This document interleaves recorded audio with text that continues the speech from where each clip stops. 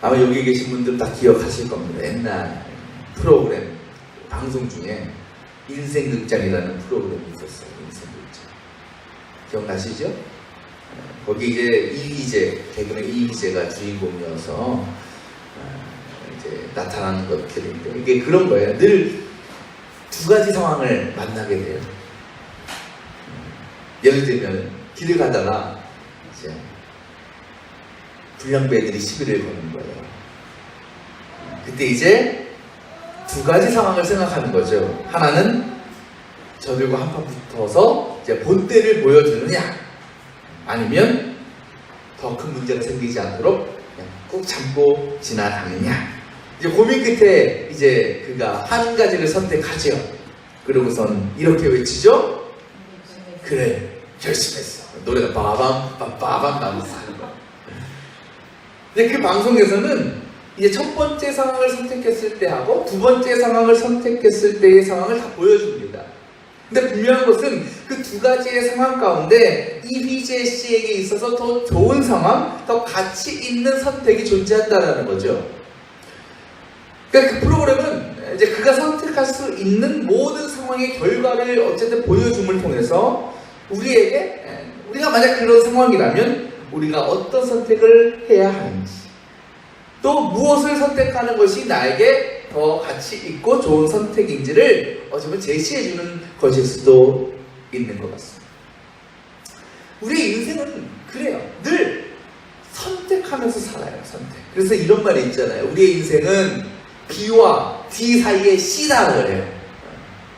B는 뭐겠어요? birth, 태어나는 거예요. D는 죽는 거, death. C는 뭐겠어요? choice, 선택하는 거예요. 그러니까 인생은 살면서 죽을 때까지 선택하는 인생이라는 거예요. 선택. 여러분 얼마나 많은 선택하면서 살아와요. 그죠? 지난 한 주간도 얼마나 많이 선택했어요. 오늘도 아마 선택 많이 했을 거예요. 세상에서 가장 어려운 선택이 뭡니까? 인생의 최대 난제라고 부르죠? 중국집에서 짜장면 먹냐 짬뽕 먹냐. 근데 개그맨 김준현 씨가 그건 어리석은 선택이라고, 두 개 다 시키면 된다고. 근데 어쨌든 우리 선택을 해요. 선택이라는 게 뭐예요? 다 가질 수 없다는 거예요. 하나를 우리가 누려야 되는 거예요. 그리고 그 선택의 결과의 책임은 누구한테 있어요? 우리한테 있는 거예요. 내가 져야 되는 거예요. 그러니까 우리가 무엇을 선택하느냐에 따라서 우리의 인생이 완전히 달라져요. 그렇다면 우리가 선택을 잘 하는 것도 굉장히 큰 지혜라는 거죠. 지혜. 옛날 누가 이렇게 질문했어요. 여기 버튼이 있대요. 버튼인데 이 버튼을 눌러서 파란 불이 나오면 내가 당신에게 10억을 주겠습니다. 근데 파란 불이 나올 확률과 나오지 않은 게 몇 %예요? 반이에요. 근데 이렇게 또 얘기해요. 그 대신에 당신이 그냥 안 하겠다 그러면 내가 그냥 1억 주겠습니다 라 그래요. 여러분 뭐 선택할 것 같아요? 진짜? 왜? 50%만 맞으면 10배인데 10억인데? 해볼만 하지 않아요? 그러다가 딱 했는데 58번 넘어 어떡할 거야? 후회 안 하겠어요? 괜찮아요? 아유, 믿음도 좋아. 만족할 줄 알아. 그럼 무엇을 선택하느냐가 굉장히 우리에게 중요하다는 거예요. 그렇다면 여러분, 우리는 어떻게 해야 선택을 잘하는 삶을 살 수 있을까요? 여러분 선택 잘하고 싶잖아요. 방법은 간단해요. 가치를 제대로 알면 돼요. 가치를. 무엇을 선택하는 것이 나에게 가치 있는 것인가를 제대로 알면 선택하기 너무 쉬워요.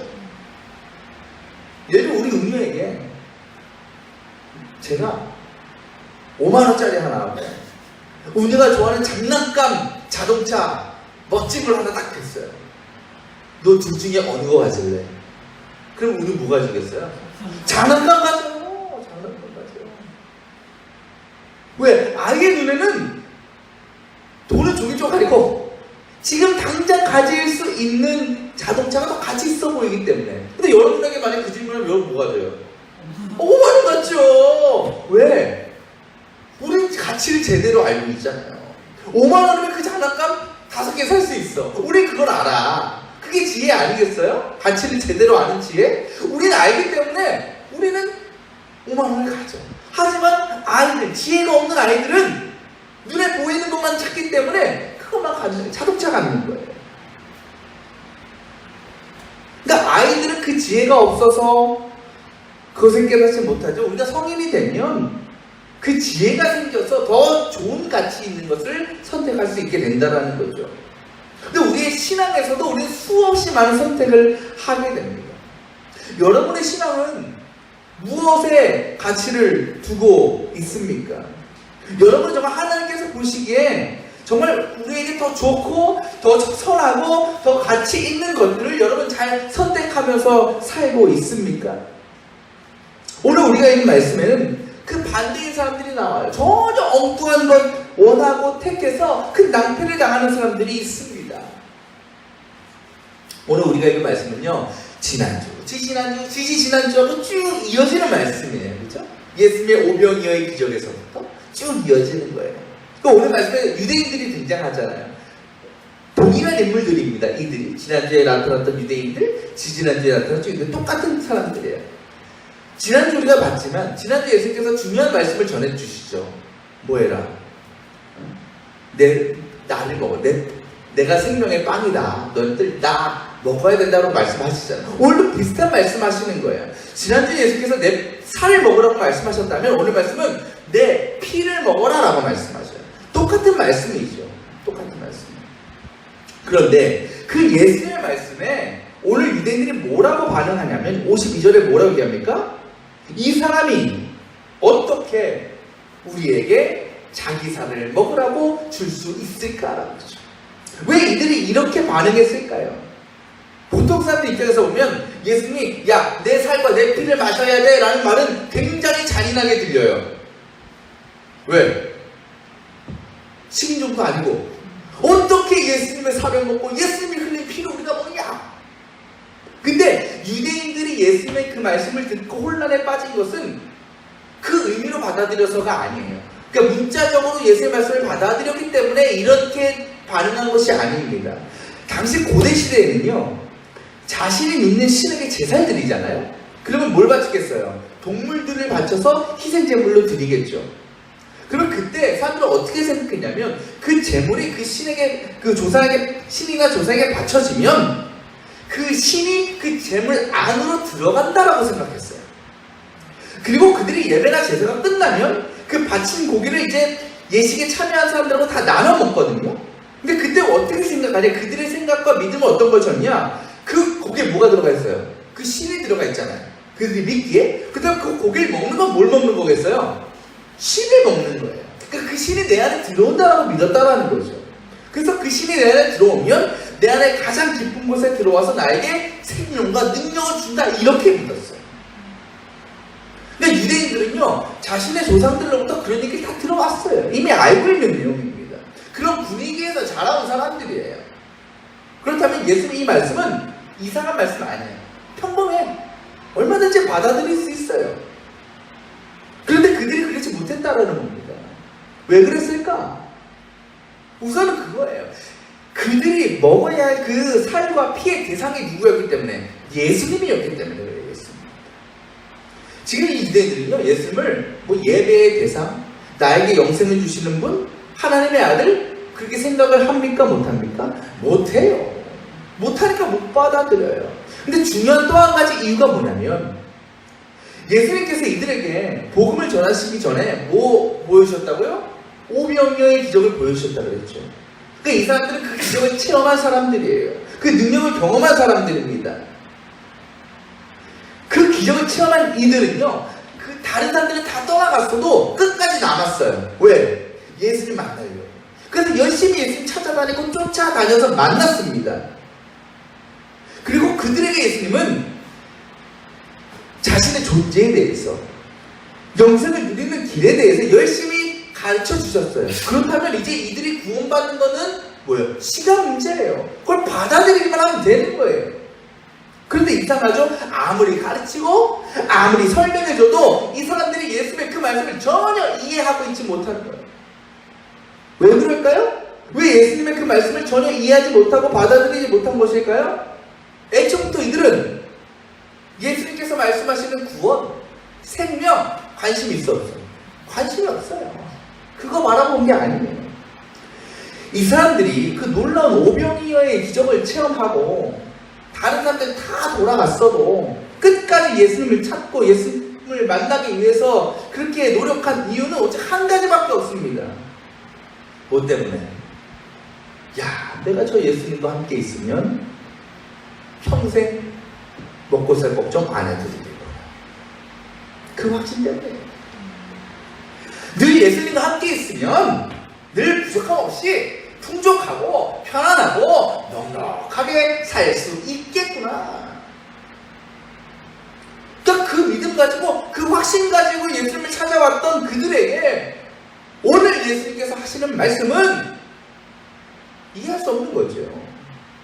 받아들이고 싶지 않은 거예요. 예수님은요 다 아셨어요. 얘네들이 날 왜 찾아왔을까? 뭐 때문에 나를 만나러 왔을까? 그렇다면 예수님께서 인간적으로 좀 그들이 원하는 것을 좀 해주실 수도 있는 거 아니에요? 그들이 그걸 정말 원한다면 좀 채워주시고 좀 더 보여주시고 그 다음에 또 복음을 전하셔도 되지 않느냐. 예수님 뭐 그런 능력 없겠어요? 아니, 얼마든지 하실 수 있어요. 하지만 예수님은 그렇게 하지 않으셨다라는 거. 왜 그러셨을까요? 예수님은 진짜 그들에게 필요한 것이 무엇인지를 알고 계셨기 때문에 다른 거 없어요. 그들이 필요한 것은 예수님이 보시기에 먹을 것도 아니고 입을 것도 아니고 돈도 아니에요. 뭐밖에 없어? 영원한 생명밖에 없는 거예요. 구원인 거예요. 예수님은 단지 저들이 그냥 먹는 빵, 음식 가지고 배를 채우고 야 행복하다 그걸 원하지 않으셨습니다. 예수를 진짜 주고 싶으신 것은 죽어도 죽지 않는, 영원히 마르지 않고 줄이지 않는 그 영원의 양식을 채워주시기를 원하셨다라는 것입니다.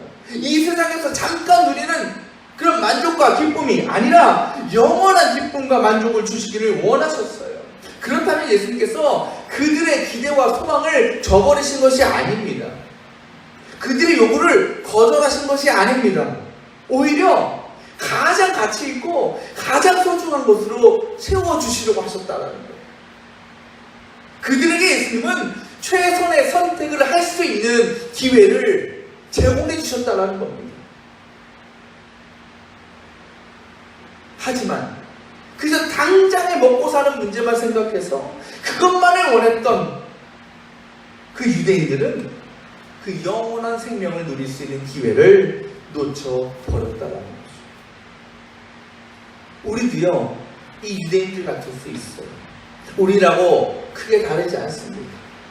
우리가 예수를 믿는 목적이, 주 앞에 나와서 예배하고 기도하는 목적이 이들처럼 내 배를 채우기 위해서, 물질의 복을 위해서, 세상적인 복을 위해서 주 앞에 나올 때가 있다는 거죠.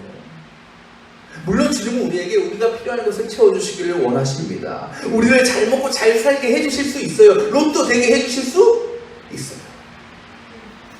그렇다면 얼마나 좋겠어요?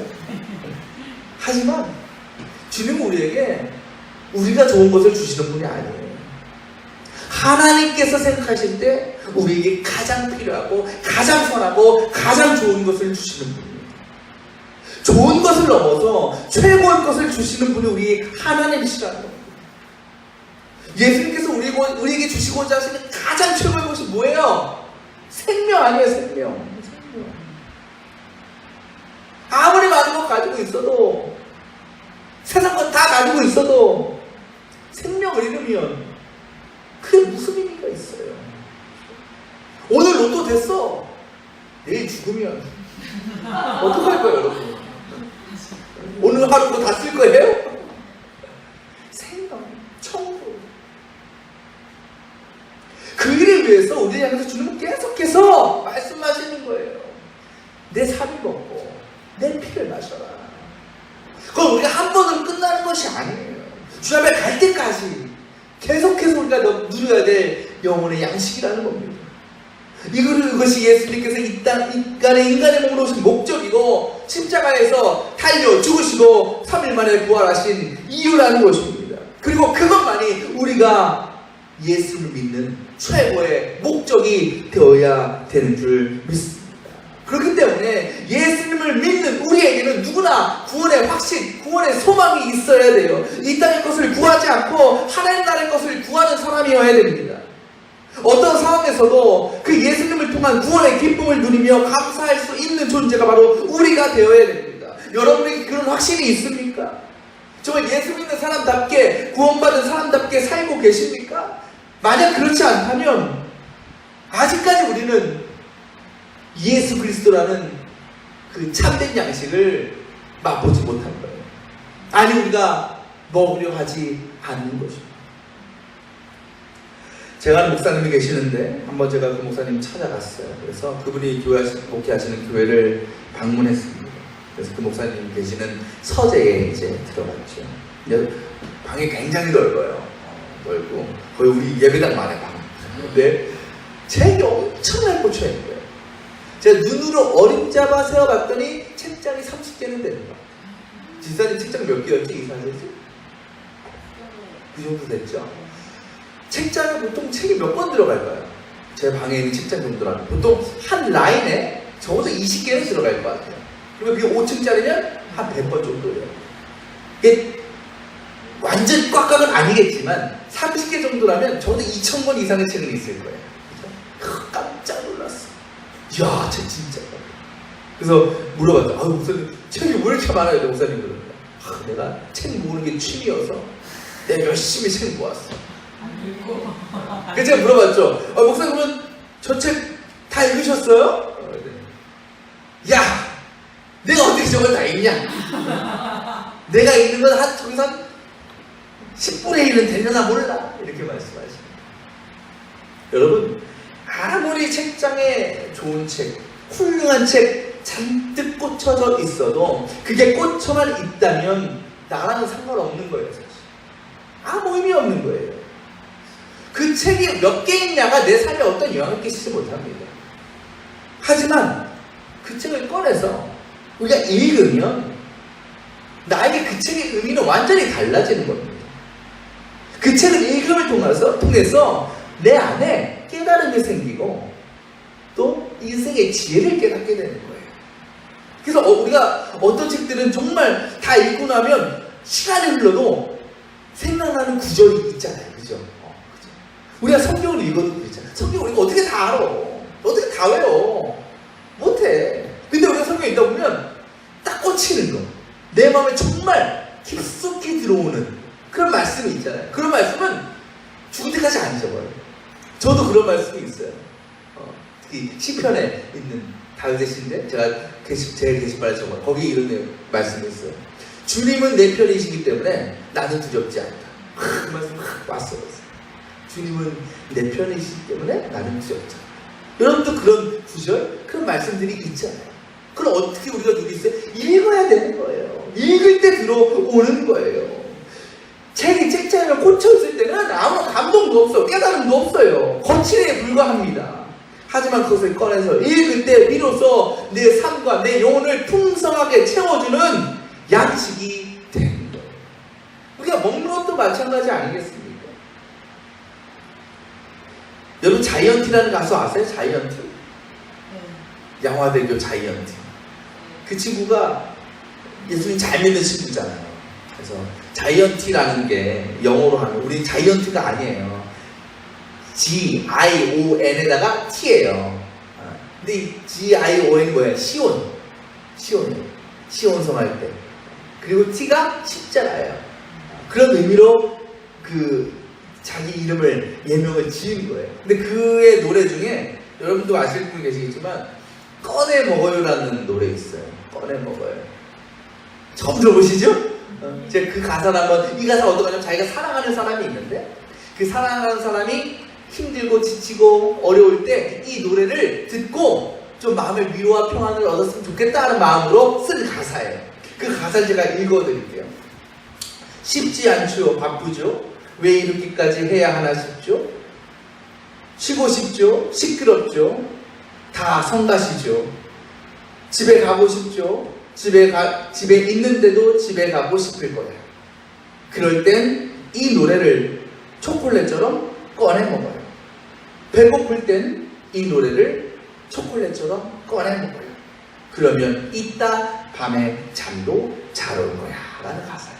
가사 너무 좋죠. 꺼내 먹으라는 게 뭐예요? 들으라는 거죠. 읽으라는 거죠.